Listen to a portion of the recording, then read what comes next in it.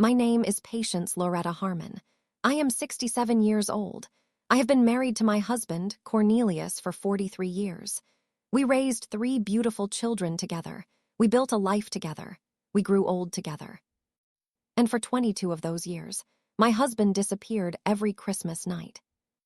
Every single year, without fail, Cornelius would leave our house after dinner and not return for hours.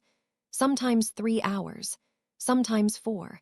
Sometimes he would come back so late that the children were already asleep and the Christmas tree lights had dimmed. When I asked him where he went, he always gave the same answer. Just driving around, Patience, clearing my head. Christmas makes me think about things.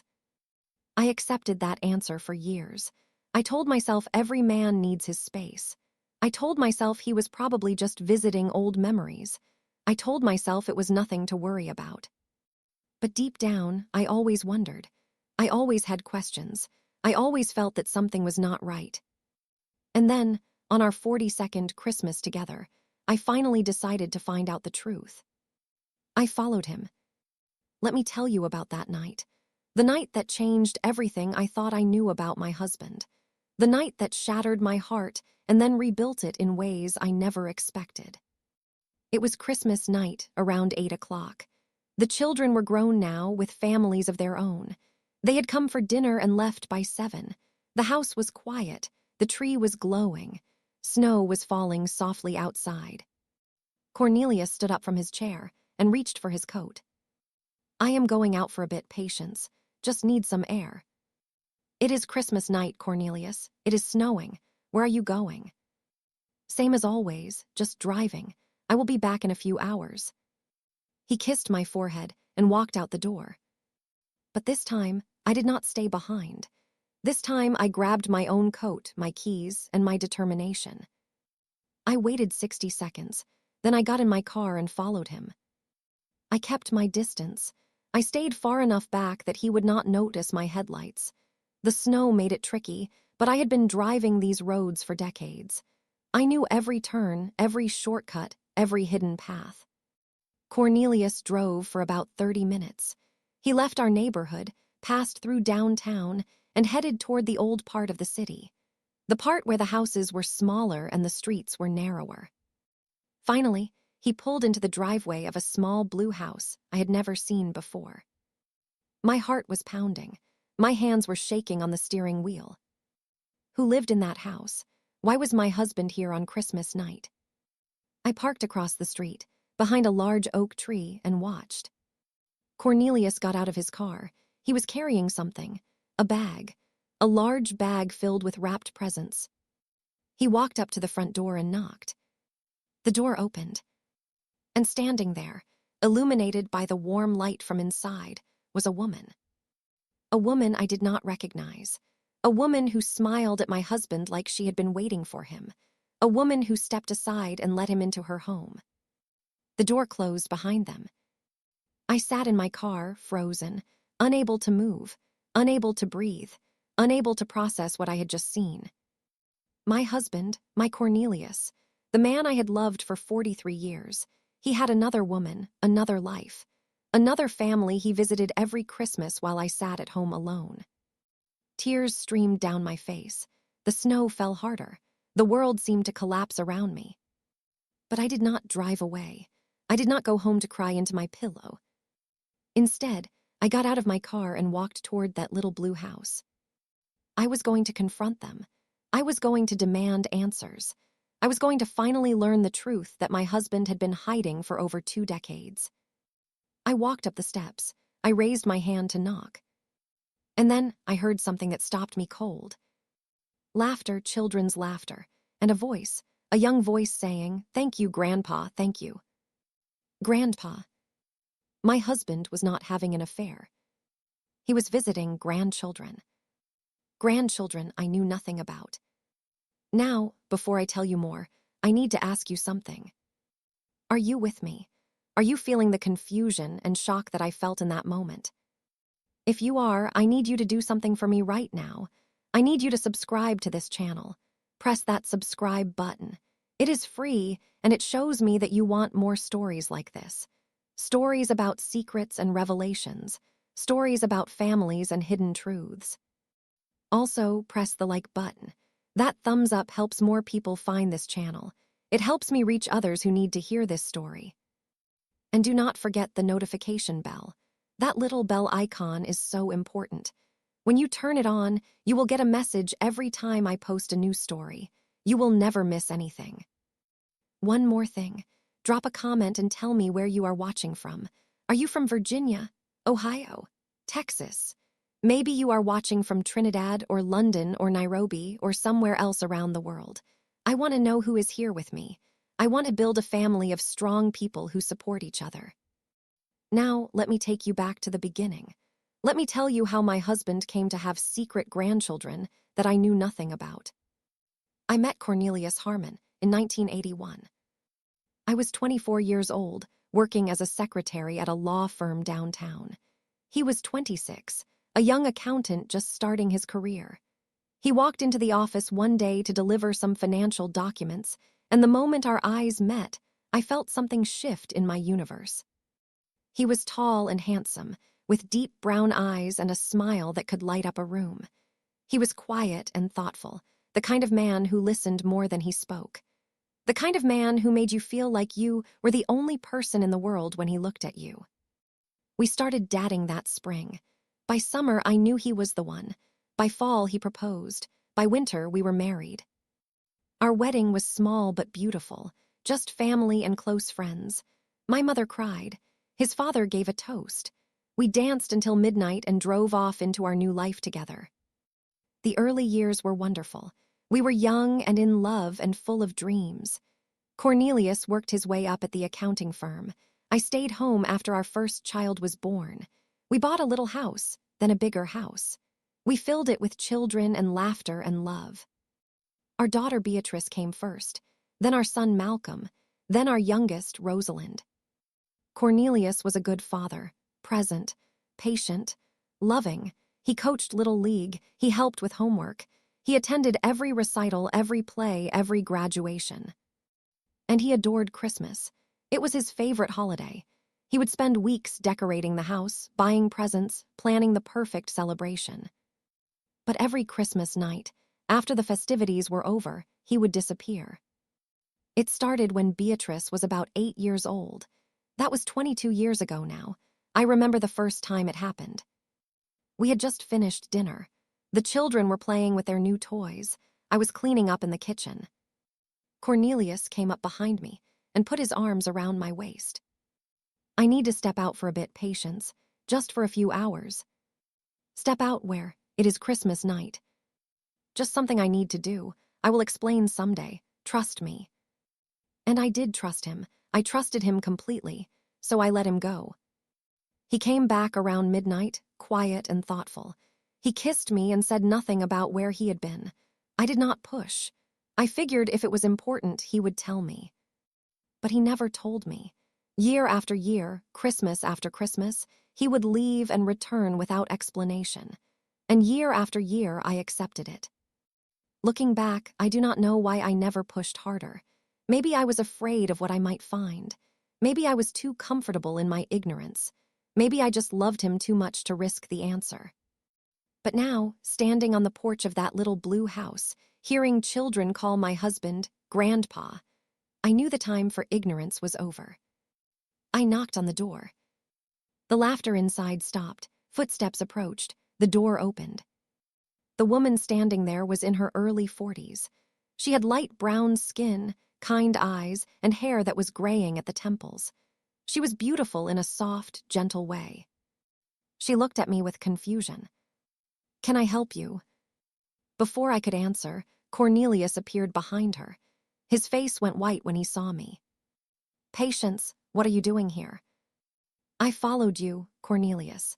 After 22 years of watching you leave every Christmas night, I finally followed you." The woman looked from me to Cornelius and back again. "You are Patience, his wife."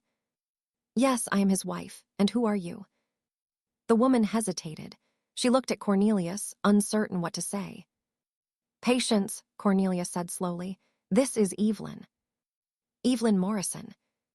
"Morrison, that was your mother's maiden name." "Yes." Cornelius stepped onto the porch, closing the door behind him. Patience, there is something I need to tell you, something I should have told you a long time ago. Then tell me, right now. Cornelius took a deep breath. Evelyn is my daughter. The words hit me like a physical blow. I stumbled backward. Cornelius reached out to steady me, but I pulled away. Your daughter. You have a daughter you never told me about. She was born before I met you, Patience, before I even knew you existed. But that was over 40 years ago. You have been hiding a child for over 40 years. I was not hiding her, I did not know how to tell you. I stared at my husband, this man I had shared a bed with for 4 decades, this man I thought I knew better than anyone. Who is her mother? Cornelius looked away. A woman I dated briefly when I was very young, 19 years old. We were not serious. It was just a few months. When she got pregnant, she did not tell me. She moved away. I did not find out about Evelyn until she was already 18 years old. And you never thought to mention this. You never thought your wife deserved to know. I was scared, Patience. Scared of how you would react. Scared of what it would do to our family. I kept meaning to tell you, but the longer I waited, the harder it became. I was crying now. Angry tears. Hurt tears. Tears of betrayal and confusion. 22 years, Cornelius. You have been visiting her for 22 years, every Christmas, while I sat at home thinking you were just driving around. I know it was wrong, but Evelyn needed me. Her mother died when she was young. She had no other family. She was alone. So you gave her a family, a secret family that I knew nothing about. The children you heard, those are her kids, my grandchildren, Jasper and Noel. They are 10 and 7. I had grandchildren, secret grandchildren, children who called my husband Grandpa while I sat at home, oblivious. The door opened again. Evelyn stepped out, her face filled with concern. Mrs. Harmon, I am so sorry. I never wanted to come between you and my father. He told me about you, about your children. I knew you existed. I did not know he had never told you about me. You knew about me, but I did not know about you. He said he was going to tell you. He said he was waiting for the right time. I turned back to Cornelius. 22 years, and you never found the right time. Cornelius had no answer. He just stood there, head bowed, looking like a man whose secrets had finally caught up with him. I wiped my eyes. I straightened my spine. I looked at my husband with a mixture of love and anger and hurt that I could not even begin to untangle.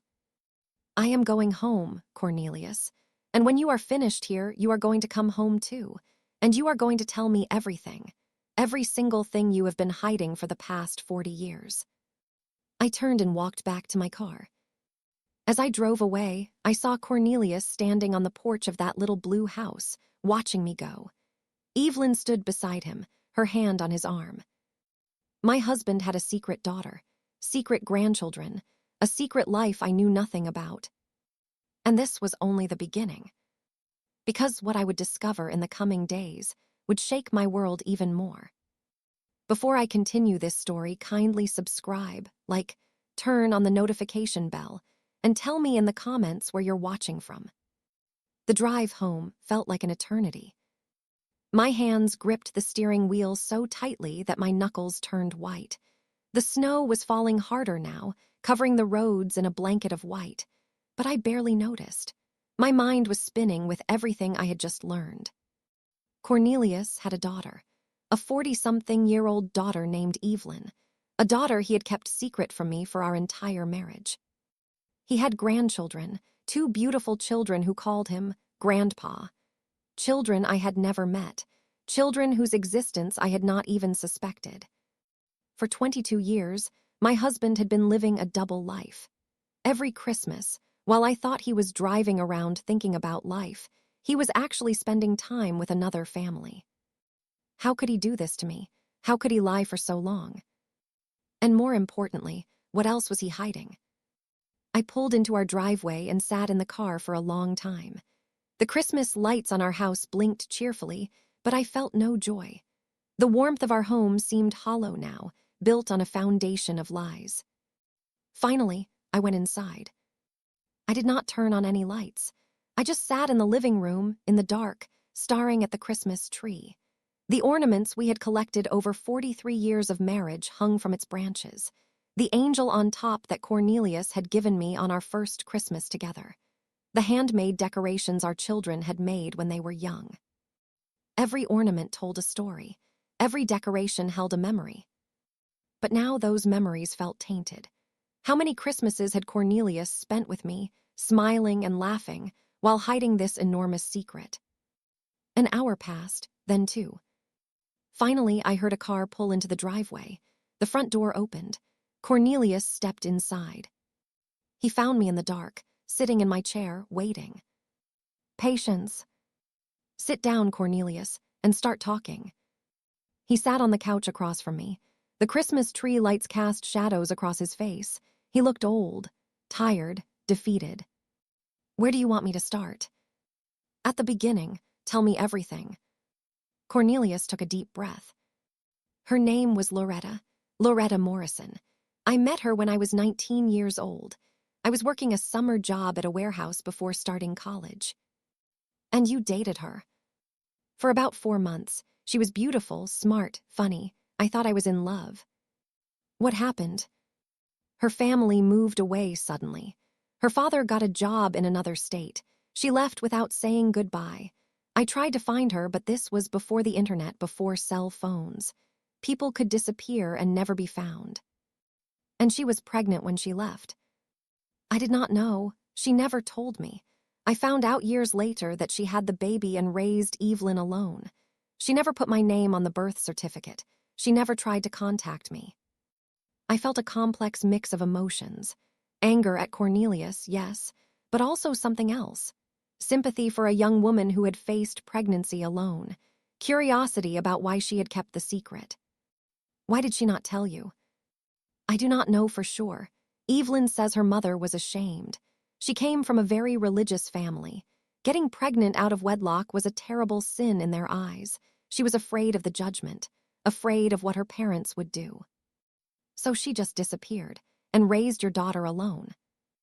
Yes, for 18 years, and then she died. Died how? Cancer. It happened fast. Evelyn was only 18 when her mother passed. She was all alone in the world. I sat in silence, processing this information. How did she find you? She had a letter her mother wrote before she died. It explained everything. My name, where we had met, the summer we spent together. Loretta wanted Evelyn to know the truth, even if she had been too afraid to tell her while she was alive.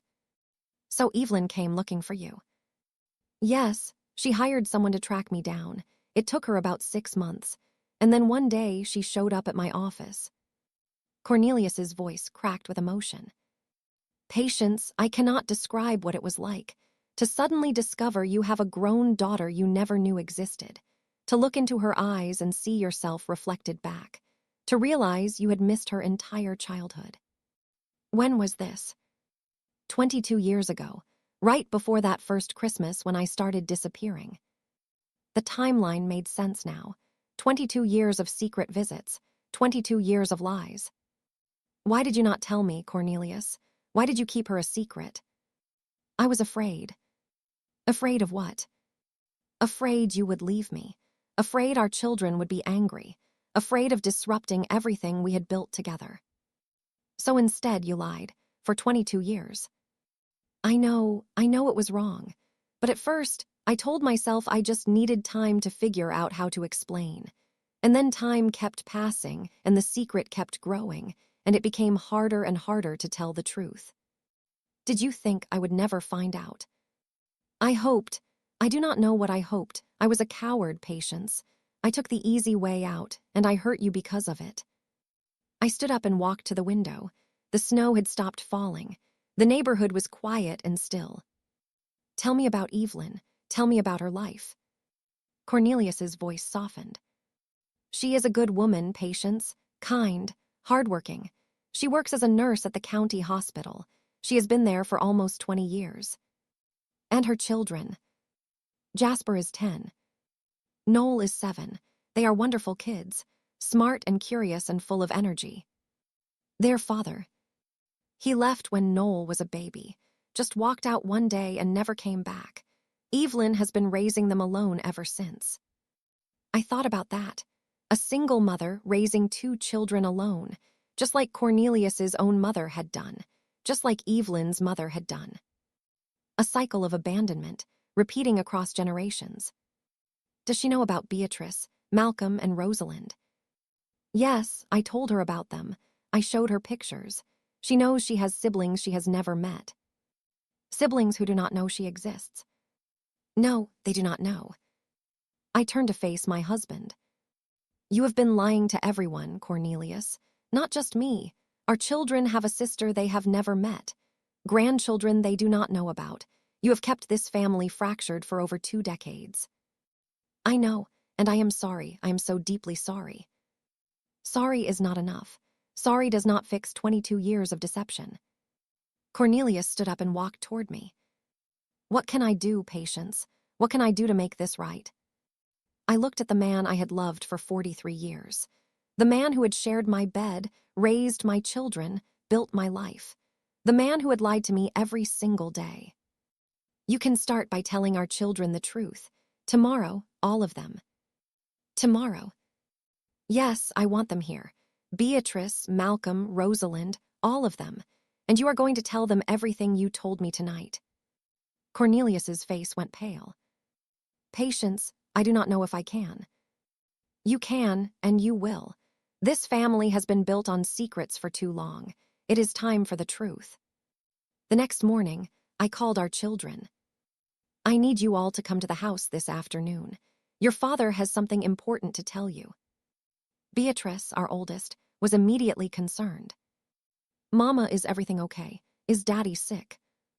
Just come, Beatrice, 3 o'clock, and bring your families. Malcolm and Rosalind asked similar questions. I gave them the same answer. Just come, 3 o'clock, it is important. By 2:30, I was packing the living room. Cornelius sat in his chair, staring at nothing. He had barely slept. Neither had I the weight of what was coming pressed down on both of us. At 3 o'clock sharp, the doorbell rang. Our children arrived together. Beatrice with her husband, Franklin, and their 2 teenagers. Malcolm with his wife, Sandra, and their young son. Rosalind, still single, still searching for her place in the world. They filed into the living room, concern written on their faces. Mama, Daddy, what is going on? Malcolm asked. You are scaring us. Sit down, everyone, I said. Your father has something to tell you. All eyes turned to Cornelius. He looked small suddenly, diminished, not the strong, confident man our children had always known. I do not know how to say this, he began, his voice trembling, so I am just going to say it. He took a deep breath. You have a sister, a half-sister. Her name is Evelyn. She is 44 years old, and I have known about her for 22 years. The room went silent. Beatrice spoke first, her voice sharp with confusion. What do you mean, we have a sister? How is that possible?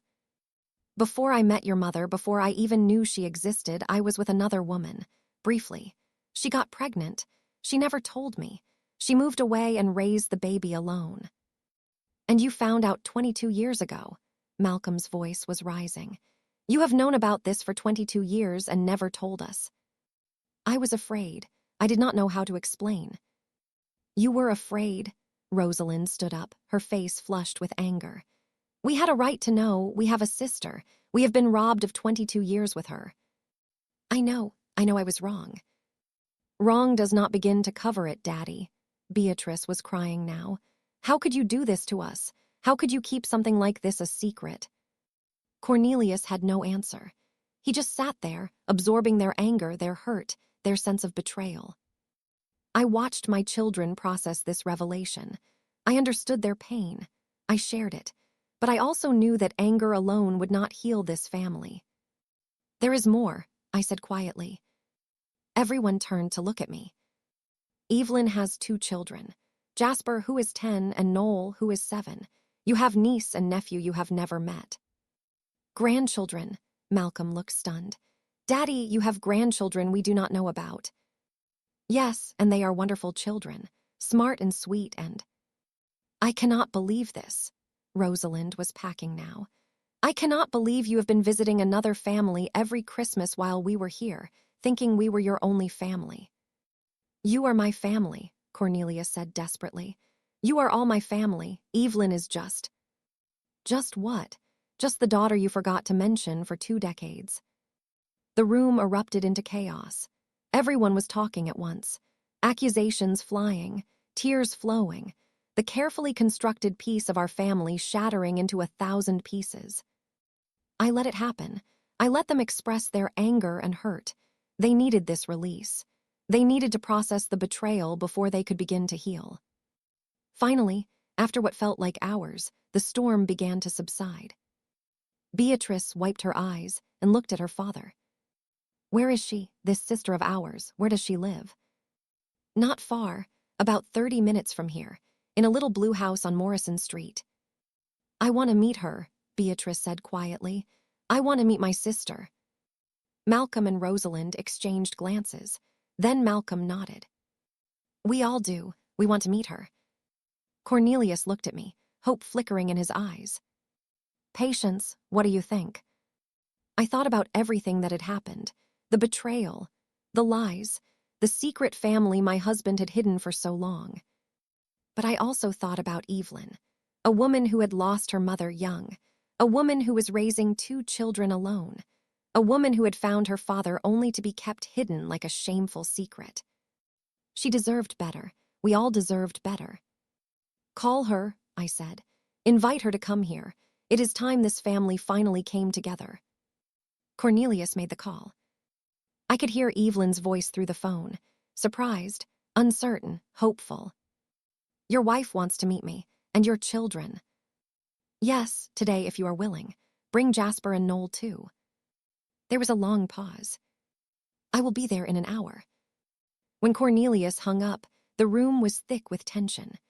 Our children sat in uncomfortable silence, processing what was about to happen. What do we even say to her?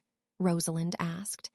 Hi, we are the siblings you never knew about because our father was too much of a coward to tell anyone you existed. Rosalind, I said gently, this is not Evelyn's fault. She is as much a victim of your father's secrecy as we are. I know, I do not know how to feel right now. None of us do, but we will figure it out together. The hour passed slowly. We made coffee that no one drank. We straightened pillows that did not need straightening. We waited. And then the doorbell rang. Cornelius went to answer it. We all held our breath. The door opened. And there she was, Evelyn Morrison, my husband's secret daughter. She was beautiful, tall like Cornelius, with his same deep brown eyes. Her hair was pulled back in a neat bun, streaked with gray. She wore a simple blue dress and a nervous smile. Behind her stood 2 children, a boy with serious eyes and a girl clutching a stuffed animal. Jasper and Noel, my husband's secret grandchildren. For a moment, no one moved. No one spoke.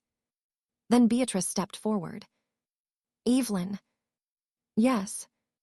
Beatrice looked at her for a long moment. Then she opened her arms. Welcome to the family, finally. Evelyn burst into tears and fell into her sister's embrace. The next few hours were emotional beyond words. Stories were shared, questions were asked, tears were shed. Slowly, cautiously, a family that had been fractured by secrets began to piece itself together. I watched it all from my chair by the window. I watched my children get to know their sister. I watched my grandchildren play with their new cousins. I watched Cornelius sit in the corner, relief and guilt warring on his face. At one point, Evelyn came to sit beside me. Mrs. Harmon, I want to apologize. Apologize? For what? For being the reason your husband lied to you, for causing pain in your family. I took her hand. Evelyn, you are not the reason for any of this. Your father made choices. He kept secrets. That is not your fault. But if I had not sought him out, then he would have lived his whole life never knowing you existed, and that would have been a tragedy. I squeezed her hand. You are part of this family now, not a secret, not a shame. a full, welcomed member of this family. Evelyn's eyes filled with tears. I have waited so long to hear those words. You have no idea how long. I think I do, and I am sorry it took so long. That night, after everyone had gone home, Cornelius and I sat alone in the living room. The Christmas tree lights had been turned off. The house was quiet. Patience, Cornelius said softly. I know I do not deserve your forgiveness, but I want you to know that I love you. I have always loved you. The secrets, the lies, they were never about not loving you. I know, Cornelius, but love without honesty is not complete love. I understand that now, and I am sorry. I am so deeply sorry. I looked at my husband, this man I had shared my life with, this man who had broken my trust in the deepest way possible. Could I forgive him? Could we move past this? I did not know, not yet. The wound was too fresh, the betrayal too deep. But I knew one thing. Our family was no longer fractured by secrets. The truth was finally out, and that was a start. Cornelius, there is one more thing I need to know. Anything. Is there anything else? Any other secrets you have been keeping? He hesitated, just for a moment, just long enough to make my heart skip. There is one more thing, he said quietly. Something about Evelyn's mother, something I only found out recently. My blood ran cold. What is it? Cornelius looked at me with pain in his eyes. Loretta did not die of cancer, Patience. That was the story Evelyn was told, but the truth is different. Different how? Loretta took her own life. She left a letter explaining why, a letter that Evelyn has never seen, a letter that changes everything. Before I continue this story, kindly subscribe, like, turn on the notification bell, and tell me in the comments where you're watching from. I stared at my husband, unable to process what he had just said.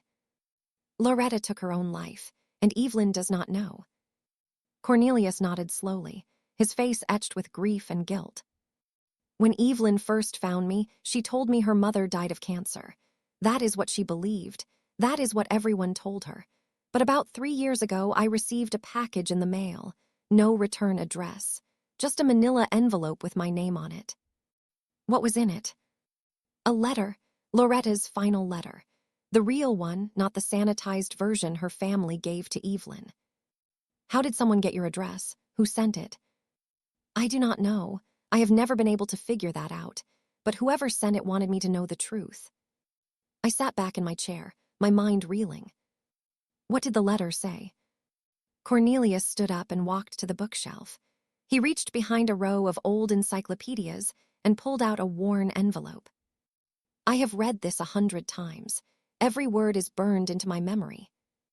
He handed me the envelope. My hands trembled as I opened it. The letter was written on faded yellow paper. The handwriting was neat but shaky, as if the writer's hands had been unsteady. Dear Cornelius, if you are reading this, then somehow my letter has found its way to you after all these years. I do not know if you remember me. I do not know if you ever think about that summer we spent together, but I have thought about you every single day since. I need to tell you the truth about why I left, the truth about our daughter, the truth about everything. When I found out I was pregnant, I was terrified. My family was deeply religious. They would have disowned me. They would have called me a disgrace. I could not face that shame. But that is not the only reason I left. I left because of your father. I stopped reading and looked up at Cornelius. Your father, what does she mean? Cornelius's face was dark with pain. Keep reading. I turned back to the letter. A few days before I was going to tell you about the pregnancy, your father came to see me. He knew. I do not know how he found out, but he knew everything. He told me that you had a bright future ahead of you, that you were going to college, going to make something of yourself. He said a baby would ruin everything. He said I would drag you down. And then he offered me money, a lot of money, enough to start a new life somewhere else, enough to raise the baby on my own. He made me promise never to contact you, never to tell you about the child. He said if I ever tried to reach out to you, he would destroy my family. He had connections. He had power, I believed him. So I took the money, and I disappeared. I raised our daughter alone. I named her Evelyn after my grandmother. She is beautiful, Cornelius. She has your eyes, your smile, your gentle spirit. But every day, I have lived with the guilt of keeping her from you. Every day, I have wondered if I made the right choice. Every day, I have hated myself for being too weak to stand up to your father. I am writing this letter because I cannot carry this secret any longer. The weight of it is crushing me. I have tried to live with it, tried to move on, but I cannot. By the time you read this, I will be gone. I cannot face another day knowing what I did, knowing what I took from you, knowing that our daughter will never have the father she deserves. Please, if you ever find Evelyn, tell her I am sorry. Tell her I loved her more than anything. Tell her the choice I made was never about her. It was about my own weakness, my own fear. And please, Cornelius, forgive me. I know I do not deserve it, but I am asking anyway. With all the love I could never show you. Loretta. I set the letter down. Tears were streaming down my face. Your father did this. Your father separated you from your daughter. Cornelius nodded, his own eyes filled with tears. He never told me. He died 15 years ago and never said a word. I spent my whole life thinking Loretta just disappeared. I never knew he was the reason. And Loretta, she took her own life because of the guilt. Yes, the weight of the secret destroyed her. She could not live with what she had done. I thought about this woman I had never met. A young girl, pregnant and scared, bullied by a powerful man into giving up the father of her child. A lifetime of guilt and shame, culminating in the ultimate tragedy. Does Evelyn know any of this? No, she still believes her mother died of cancer. She has no idea about my father's role. She has no idea about the letter. Cornelius, you have to tell her. I know, but how? How do I tell her that her mother did not die of illness but of despair? How do I tell her that my own father is the reason she grew up without me? The same way you told me, with honesty, with love, with the truth. Cornelius buried his face in his hands. I have caused so much pain, Patience, so much destruction. My father's sins, my own lies, all of it has hurt the people I love most. I moved to sit beside him on the couch.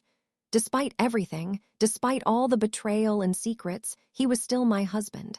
He was still the father of my children. He was still the man I had loved for 43 years. We cannot change the past, Cornelius, but we can change the future. We can make sure no more secrets poison this family. What do I do? Tomorrow, we go to Evelyn. We show her the letter, we tell her the truth, all of it. And if she hates me, if she blames me for what my father did, then we deal with it together, as a family. The next morning, we drove to Evelyn's house. The little blue house looked different in the daylight, less mysterious, more ordinary, just a modest home on a quiet street where a single mother was raising 2 children alone. Evelyn opened the door with surprise. Cornelius, Mrs. Harmon, I was not expecting you. We need to talk, Evelyn, I said gently. Can we come in? She stepped aside and let us enter. The house was small but tidy. Christmas decorations still hung on the walls. The tree in the corner was surrounded by opened presents, evidence of a happy holiday despite everything. Where are the children? Cornelius asked. At a friend's house for a playdate. They will be back this afternoon. Good, what we need to discuss. It is better without them here. We sat in the living room. Evelyn looked nervous, her hands clasped tightly in her lap. What is going on? Is something wrong? Cornelius pulled out the envelope. Evelyn, there is something I need to tell you. Something about your mother. Something I should have told you years ago. Evelyn's face went pale. About my mother. What about her? The story you were told about how she died. It is not the complete truth. What do you mean? She had cancer. She fought for months, she lost. That is what your family told you, but it is not what really happened. Cornelius handed her the letter. This was written by your mother. It was sent to me 3 years ago. I do not know who sent it, but I think you need to read it. Evelyn's hands shook as she took the letter. She unfolded it slowly, her eyes scanning the faded words. I watched her face as she read. Confusion, shock, horror, grief. When she finished, she looked up at Cornelius with tears streaming down her cheeks. She took her own life, because of what your father did to her. Yes, I am so sorry, Evelyn. I did not know. I never knew until I received this letter. And you have had this for 3 years. 3 years and you never told me. I was trying to protect you. I did not want to cause you more pain. Protect me, by lying to me, by keeping the truth about my own mother from me. Evelyn stood up abruptly. She was shaking with emotion. I have spent my entire life believing my mother died of cancer. I have mourned her in one way. Now you are telling me she killed herself, that she was so broken by guilt and shame that she could not go on living. Evelyn, please. And your father, he paid her off like she was nothing. He threatened her family. He is the reason I grew up without you. I know he was wrong. What he did was unforgivable. Unforgivable? Evelyn laughed bitterly. That is one word for it. Another word is evil. Your father was evil, Cornelius. And because of him, my mother suffered for decades. Because of him, she ended her own life. The room fell silent. Evelyn was crying openly now. Cornelius sat with his head bowed, unable to defend himself. I stood up and walked to Evelyn. Evelyn, I know this is overwhelming. I know you are angry and hurt. You have every right to be. Do I?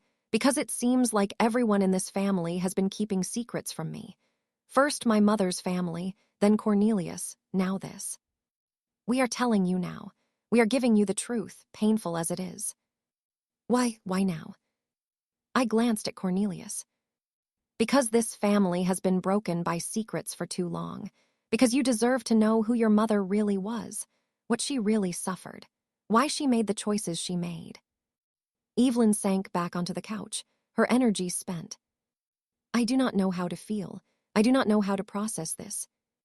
You do not have to process it all today. Take time, grieve, be angry. But know that we are here for you, all of us, your father, your siblings, me. Your siblings came yesterday, Cornelius added quietly. They want to know you. They want to be part of your life. I know, meeting them it was wonderful. For the first time, I felt like I had a real family. You do have a real family, and we are not going anywhere. Evelyn wiped her eyes and looked at the letter still clutched in her hand. There is something else in this letter, something my mother mentioned. What is it? She said your father had connections, power. She said he could destroy her family if she ever contacted you. Cornelius nodded. My father was a businessman. He had influence in the community. People respected him, feared him even. But there is more to it than that, is there not? Evelyn looked at Cornelius with piercing eyes. My mother was not the kind of woman to be easily intimidated. She was strong, stubborn. Something specific must have scared her into silence. Cornelius hesitated. What are you saying? I am saying that there is more to this story, more than what is in this letter, and I intend to find out what it is. Over the next few weeks, Evelyn became consumed with uncovering the truth. She requested her mother's death certificate. She contacted old family friends. She dug through boxes of her mother's belongings that had been stored in her aunt's attic for decades. And slowly, piece by piece, a darker picture began to emerge. Cornelius's father, Herbert Harmon, had not just been a successful businessman. He had been a ruthless one. He had built his fortune by crushing competitors, manipulating partners, and destroying anyone who stood in his way. And Loretta was not his only victim. Evelyn discovered that 2 other young women had received similar visits from Herbert over the years. Women who had been involved with his sons, his nephews, his business associates. Women who had become inconvenient. Women who had been paid to disappear. One of those women was named Clarice. She had been involved with Cornelius's younger brother, Marcus. Did you know about this? Evelyn asked Cornelius one evening. We had gathered at her house to review what she had found. Marcus never mentioned anything. He died 10 years ago, If there was a woman, a child, I never knew about it. According to what I found, Clarice was paid off just like my mother. She moved to California. She had a son. He would be in his 30s now.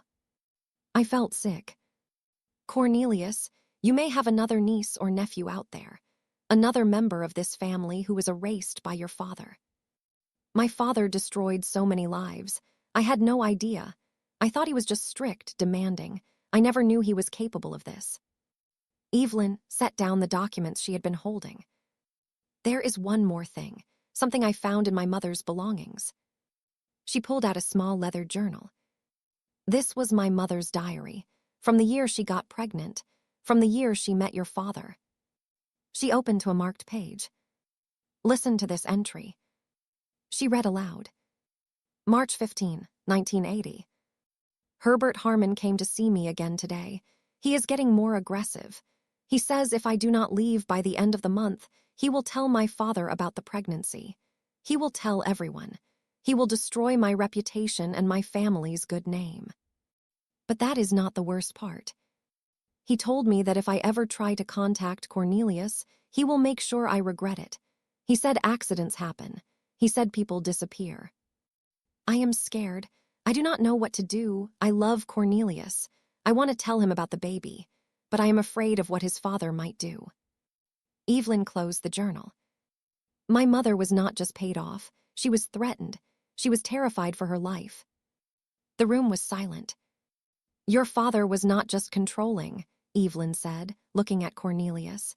He was dangerous, and my mother paid the ultimate price for his cruelty. That night, Cornelius and I sat alone in our living room. The Christmas decorations were still up, but neither of us had the energy to take them down. The season of joy had become a season of revelations and grief. I did not know patience, Cornelius said quietly. I swear I did not know what my father was capable of. I believe you, but Evelyn is right. Your father caused immense suffering, suffering that rippled through generations. What do I do? How do I make this right? You cannot undo what your father did, but you can make sure his legacy of secrecy ends with this generation. What do you mean? Find Clarice, find her son, find anyone else your father may have hurt, bring them into the light, let them know they are not forgotten. Cornelius looked at me with exhausted eyes. That could take years. There could be others I do not even know about.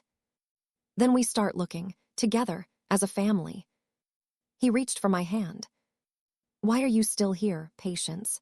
After everything I have put you through, why have you not left me? I thought about the question. I thought about the lies, the secrets, the years of deception. But I also thought about the man I had married, the father of my children, the grandfather to children I was only now meeting. Because I made a vow, Cornelius, for better or worse. This is the worse, but I am not giving up on us, not yet. I do not deserve you.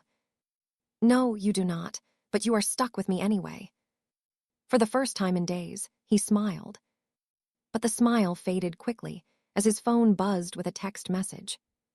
He looked at the screen. His face went pale. What is it? I asked. It is from a number I do not recognize. Listen to this. He read the message aloud. Mr. Harmon, your father took something from me many years ago, something precious, something I can never get back. I know what you have been discovering. I know you are looking for the truth.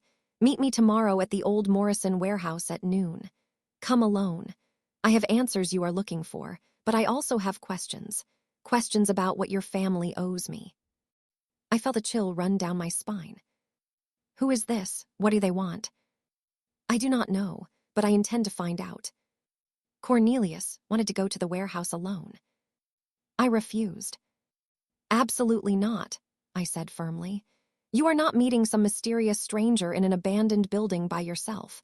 That is how people get hurt. Patience, the message said to come alone. I do not care what the message said. I am your wife. I have been by your side for 43 years. I am not letting you walk into potential danger without me. Cornelius looked at me with a mixture of frustration and gratitude. You are the most stubborn woman I have ever known. That is why you married me. He could not argue with that. The next morning, We drove to the old Morrison warehouse together. It was located on the outskirts of town, in an industrial area that had been abandoned for decades. The buildings were crumbling, the windows shattered, the parking lots overgrown with weeds. We pulled up to the address from the text message. The warehouse loomed before us, a massive structure of rusted metal and broken concrete. "This place gives me chills," I said. "Me too, but we need answers." We got out of the car and walked toward the entrance. The door was hanging off its hinges, creaking in the cold winter wind. Inside, the warehouse was dark and cavernous. Shafts of pale light filtered through holes in the roof. Our footsteps echoed on the concrete floor. "Hello," Cornelius called out. "Is anyone here?" Silence. And then, from the shadows, a figure emerged. It was a man, old, perhaps in his late 70s. He walked with a cane, his movements slow and deliberate. His face was weathered and lined, his eyes sharp despite his age. "Cornelius Harmon," he said. His voice was gravelly, like stones scraping together. "You look just like your father." Cornelius stiffened. "Who are you?" "My name is Ezekiel Morrison. I was Loretta's father, Evelyn's grandfather." My heart stopped. This was Loretta's father, the man whose daughter had been driven to take her own life because of Herbert Harmon's cruelty. "Mr. Morrison," I said gently, "we had no idea you were still alive. Evelyn thinks all her grandparents passed away years ago." "That is because I wanted it that way. After what happened to Loretta, I could not face my granddaughter. I was too ashamed." "Ashamed of what?" Ezekiel's eyes filled with pain. "Ashamed because I failed to protect my daughter. Ashamed because I let Herbert Harmon destroy her. Ashamed because I was too weak to stand up to him when it mattered." He gestured for us to follow him deeper into the warehouse. We walked past rusted machinery and collapsed shelving until we reached a small office space that had been cleared and furnished with a few old chairs. "Sit," Ezekiel said. "We have much to discuss." We sat in that cold, dusty office, and Ezekiel Morrison told us his story. "I knew about the pregnancy," he began. "Loretta told me before she told anyone else. She was scared, but she was also happy. She loved you, Cornelius. She wanted to build a life with you." "I loved her too," Cornelius said quietly. "I would have married her. I would have been there for her and the baby." "I know you would have. That is what made it all so tragic." Ezekiel leaned back in his chair, his eyes distant with memory. "When Herbert Harmon came to our house, I was not home. He waited until I was at work. He confronted Loretta alone. He threatened her. He offered her money. He told her that if she ever contacted you, he would ruin our family." "She wrote about that in her diary," I said. "She was terrified of him." "She had every right to be. Herbert was not a man who made empty threats. He had destroyed people before, businesses, families, anyone who got in his way." "But why?" Cornelius asked. "Why was he so determined to separate us? I was 19 years old. It was just a summer romance." Ezekiel shook his head. "It was more than that. Herbert had plans for you, big plans. He wanted you to marry into a wealthy family. He had already selected a bride for you, the daughter of one of his business partners." "A bride he selected. I never knew anything about that." "Because Loretta disappeared before he had to tell you. He eliminated the problem before it became a problem." I felt sick. Herbert Harmon had treated Loretta like an obstacle to be removed, like she was nothing. "What happened after Loretta left?" I asked. "She came to me. She told me everything. I wanted to fight back. I wanted to expose Herbert for what he was, but Loretta begged me not to." "Why?" "Because she believed him. She believed he would destroy us. And she was right. Herbert had already started making moves against my business. Suppliers suddenly refused to work with me. Contracts were canceled. Within 6 months, I was bankrupt." Ezekiel's voice cracked with emotion. "He ruined me, even though Loretta had already left. He ruined me just to prove he could, just to make sure I understood what would happen if I ever caused trouble." "And you never told anyone." "Who would I tell? Herbert was powerful, respected. Everyone thought he was a pillar of the community. No one would have believed me. He paused, gathering himself. So I stayed silent. I watched my daughter raise her child alone. I watched her struggle with depression and guilt. I watched her deteriorate over the years. And then, one day, I got the call. Tears were streaming down Ezekiel's face now. My little girl was gone. She had taken her own life because she could not carry the weight of what Herbert Harmon had done to her. The warehouse was silent, except for the sound of the wind whistling through the broken windows. "Mr. Morrison," Cornelius said, his voice thick with grief, "I am so sorry. I had no idea what my father did to your family, if I had known." "What would you have done? You were a boy. You had no power over your father. He controlled everything, everyone. But I should have tried to find Loretta. I should have searched harder. Your father made sure you could not find her. He covered his tracks. He erased her from your life completely." Ezekiel leaned forward, his sharp eyes fixed on Cornelius. "But that is not why I asked you here. I did not bring you to this place to assign blame or demand apologies." "Then why?" "Because I have something that belongs to Evelyn, something her mother wanted her to have, something I have been keeping safe for over 20 years. He reached into his coat and pulled out a small wooden box. "This contains Loretta's most precious possessions. Letters she wrote to you but never sent, photographs of Evelyn as a baby, a lock of hair from her first haircut, and something else." He opened the box and pulled out a small velvet pouch. "This was Loretta's grandmother's ring. It has been in our family for 4 generations. Loretta wanted Evelyn to have it someday. She made me promise to keep it safe." He handed the pouch to Cornelius. "Give this to my granddaughter. Tell her that her mother loved her more than anything. Tell her that the choices Loretta made were never about rejecting Evelyn. They were about protecting her." Cornelius took the pouch with trembling hands. "I will, I promise." "There is one more thing," Ezekiel said. "Something I need from you." "Anything." "I want to meet her. I want to meet Evelyn. I want to see my granddaughter before I die." I felt tears welling in my eyes. "Mr. Morrison, of course you can meet her. She deserves to know you are alive. She deserves to have family." I was not sure if she would want to see me.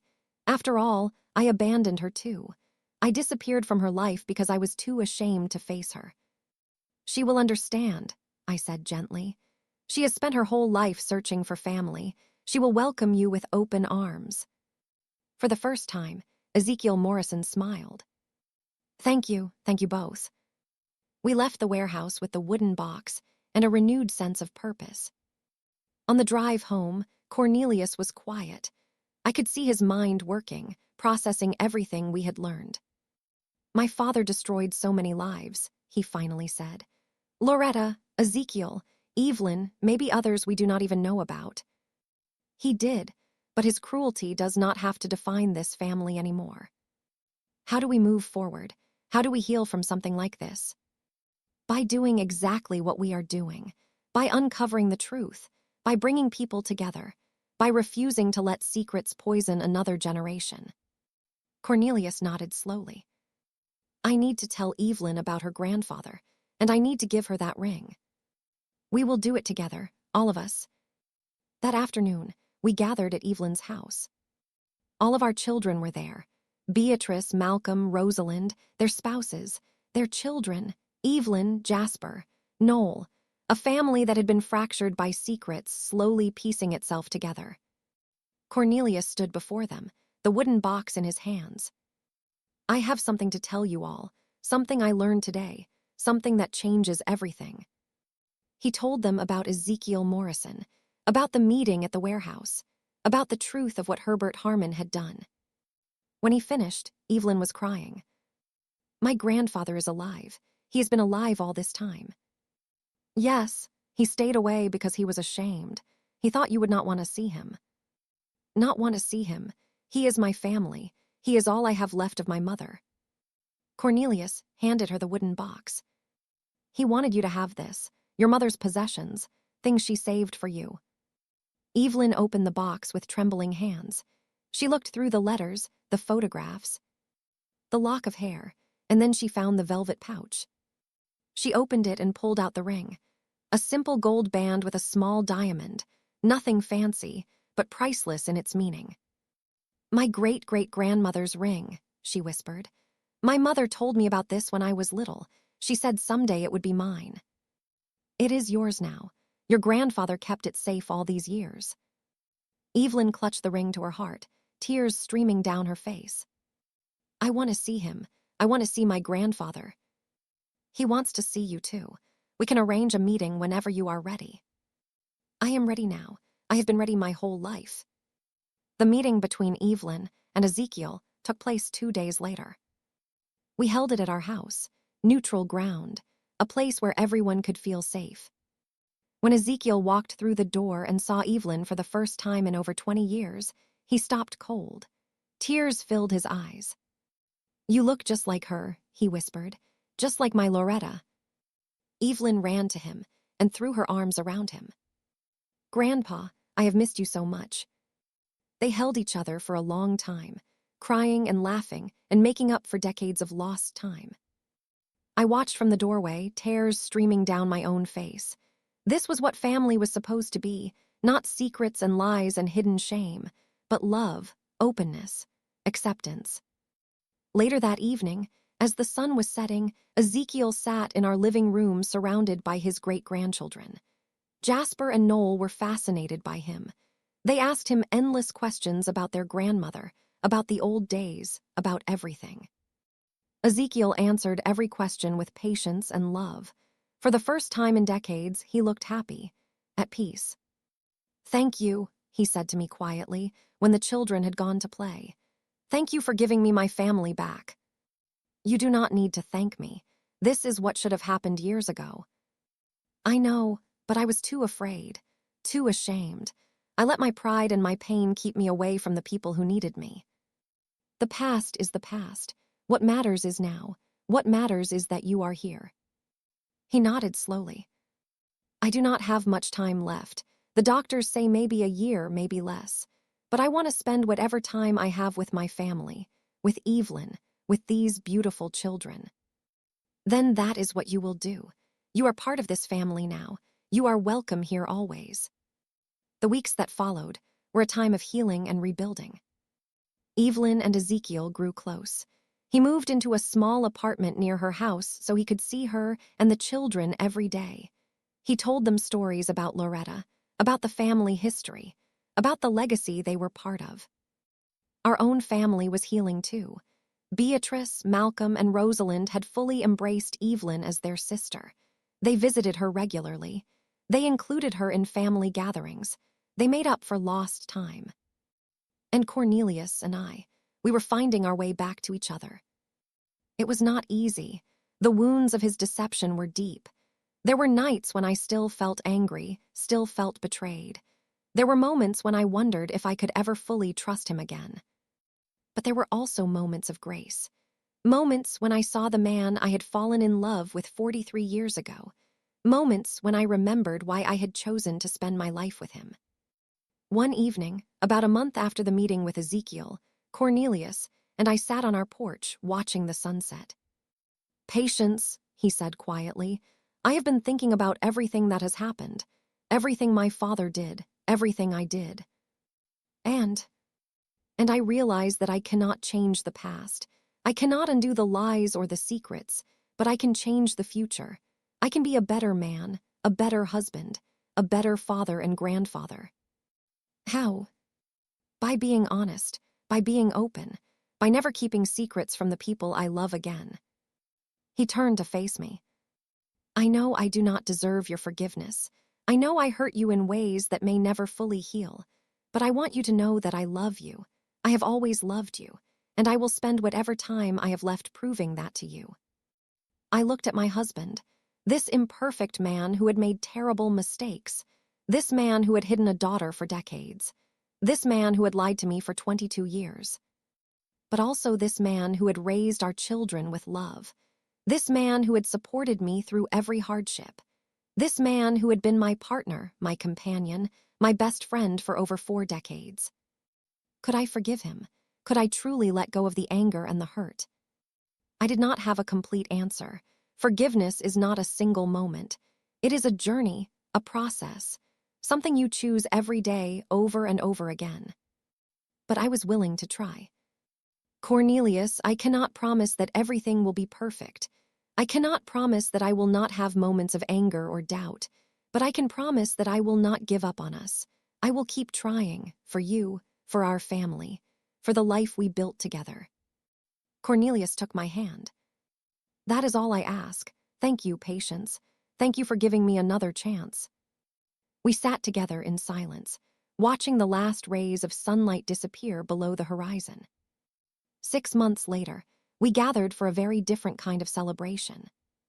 It was Evelyn's 45th birthday, and for the first time in her life, she was surrounded by her entire family. We held the party at our house. The backyard was decorated with balloons and streamers. A huge banner read, "Happy Birthday, Evelyn." Tables were laden with food. Music played from speakers set up near the garden. Everyone was there. Cornelius and me, Beatrice, Malcolm, and Rosalind with their families, Ezekiel, frail but smiling, Jasper and Noel running around with their cousins. And at the center of it all, Evelyn, radiant, happy, finally whole. When it was time for speeches, Cornelius stood up. "I want to say a few words about my daughter, Evelyn." The crowd fell silent. For most of my life, I did not know she existed, and when I found out, I kept her a secret. I was afraid. I was ashamed. I made choices that hurt the people I love most. He looked at Evelyn with tears in his eyes. But Evelyn never gave up on me. She searched for me. She found me. She welcomed me into her life even though I did not deserve it. His voice cracked with emotion. I cannot undo the years we lost. I cannot give back the childhood I missed. But I can promise you this, Evelyn. From this day forward, I will be the father you always deserved. I will be there for you. I will support you. I will love you with everything I have. Evelyn stood and embraced him. I love you too, Dad. Thank you for finally letting me in. The crowd erupted in applause. Tears were flowing freely. Even the children had stopped playing to watch this moment of reconciliation. Then Ezekiel stood, leaning heavily on his cane. I also have something to say. The crowd quieted again. I am an old man. I have made many mistakes in my life. The biggest mistake was staying away from my granddaughter when she needed me most. He looked at Evelyn with profound love. But being here today, surrounded by this beautiful family, I realize that it is never too late. It is never too late to come home. It is never too late to say I love you. It is never too late to be part of something bigger than yourself. He raised his glass. To Evelyn, to family, to second chances. To second chances, everyone echoed. After the party, when the guests had gone and the decorations had been taken down, I sat alone in the backyard. The night was clear and cold. Stars sparkled overhead. The moon cast silver light across the grass. I thought about everything that had happened since that Christmas night, when I followed my husband to a little blue house on Morrison Street. I had discovered a secret that shattered my understanding of my marriage. I had learned that my husband had hidden a daughter for over 2 decades. I had uncovered the cruelty of his father and the tragedy of a woman I had never met.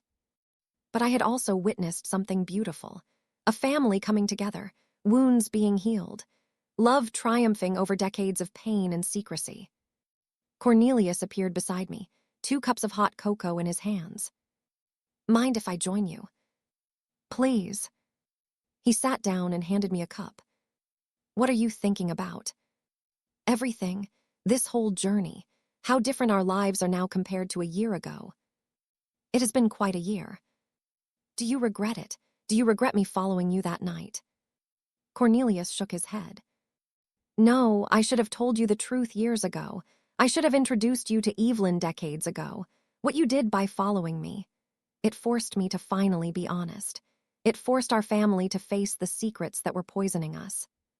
He took my hand. I am grateful, Patience. Grateful that you loved me enough to seek the truth.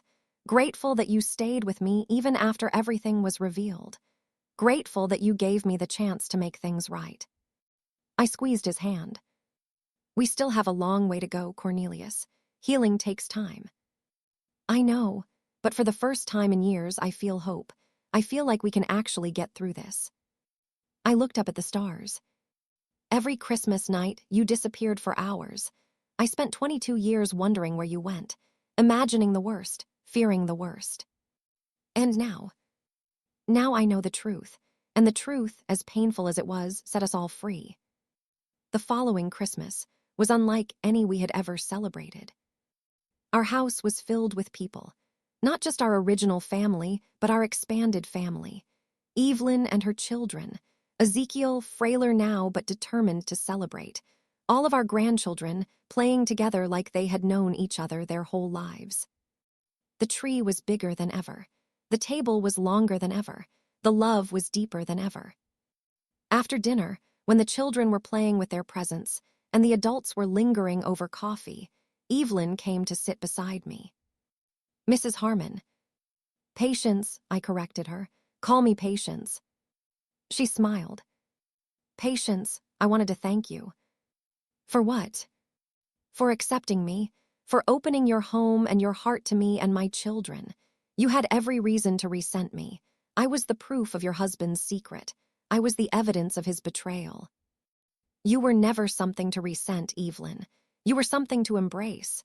You are part of this family. You always were. We just did not know it yet. She took my hand. I never had a mother figure after my mom died. My aunts tried, but it was not the same. And now, well, I know you are not my mother, but you have shown me more kindness and acceptance than I ever expected. Thank you. I felt tears welling in my eyes. Evelyn, I may not be your mother, but I would be honored to be your friend, your family, someone you can always count on. I would like that. I would like that very much. We embraced, and in that moment I felt something shift inside me. The last traces of anger and resentment melted away. In their place was something new, something warm, something like love. Ezekiel passed away 3 months later. He went peacefully, in his sleep, surrounded by family. Evelyn was holding his hand when he took his final breath. At his funeral, Evelyn spoke about the grandfather she had only known for a short time, but had loved for a lifetime. My grandfather made mistakes, she said. He stayed away when he should have been present. He let shame and fear keep him from the people who needed him. She paused, tears streaming down her face. But in the end, he came back. He faced his fears. He asked for forgiveness. And he spent his final months surrounded by love. She looked out at the gathered family. That is the lesson I take from his life. It is never too late. It is never too late to seek reconciliation. It is never too late to say I love you. It is never too late to come home. After the service, we buried Ezekiel next to Loretta in a quiet cemetery on the outskirts of town. For the first time in decades, father and daughter were together again. Life went on, as it always does. Evelyn continued to thrive. She got a promotion at the hospital. Jasper and Noel grew and flourished, surrounded by aunts and uncles and cousins who adored them. Our original family grew closer too. The revelation of Evelyn's existence had shaken us, yes, but it had also brought us together in unexpected ways. We talked more. We shared more. We made a conscious effort to be present in each other's lives. And Cornelius and I, we found our way back to each other. It was not easy. There were setbacks, moments when the old hurts resurfaced, moments when I wondered if I had made the right choice by staying. But there were also moments of profound connection. Moments when I looked at my husband and saw not the man who had lied to me, but the man who had devoted his life to making things right. On our 44th wedding anniversary, Cornelius surprised me with a trip to the beach, the same beach where we had spent our honeymoon all those years ago. We walked along the shore as the sun set, our feet sinking into the cool sand. "Do you remember the last time we were here?" Cornelius asked. Of course, we were so young, so full of hope. We still have hope, Patience. We have more than hope. We have family, we have love, we have a future. He stopped walking and turned to face me. I know I do not say this enough, but thank you. Thank you for staying with me. Thank you for believing in us. Thank you for being the strongest, most loving woman I have ever known." I reached up and touched his face. "We have been through so much, Cornelius. Secrets, lies, revelations that shook us to our core, but we survived. We are still here, still together." "Still together," he echoed. We kissed as the waves rolled in around us. The same waves that had witnessed our love at the beginning were witnessing it now, decades later. Changed, tested, but still standing. If you are watching this story, I want you to know something. Secrets have power. They can poison relationships. They can destroy families. They can eat away at the bonds that hold us together. But truth has power too. The power to heal, the power to reconcile, the power to bring people together in ways that seemed impossible. For 22 years, my husband disappeared every Christmas night. For 22 years, I wondered where he went. For 22 years, I lived with uncertainty and fear. And then, one year, I followed. What I discovered broke my heart, but it also opened doors I never knew existed. It brought a daughter into our lives, grandchildren, a whole branch of family that had been hidden in the shadows. The journey was painful, the revelations were shocking, but in the end we emerged stronger, more connected, more whole. My husband kept a secret for decades. When the truth came out, I had a choice. I could have walked away. I could have let anger and resentment destroy everything we had built. Instead, I chose to stay. I chose to fight for my marriage. I chose to embrace the daughter my husband had hidden. I chose love over bitterness, family over pride. And that choice made all the difference. Thank you for watching until the end. Thank you for being here with me. Thank you for listening to my story. If this story touched your heart, please subscribe to this channel. Press that subscribe button and turn on the notification bell so you never miss a new story. Press the like button, share this video with someone who needs to hear it, and drop a comment telling me where you are watching from. I want to know who is here with me. I want to see how big our family can grow. Until next time, take care of yourselves. Love your families even when it is hard. Choose truth over secrets. Choose forgiveness over resentment.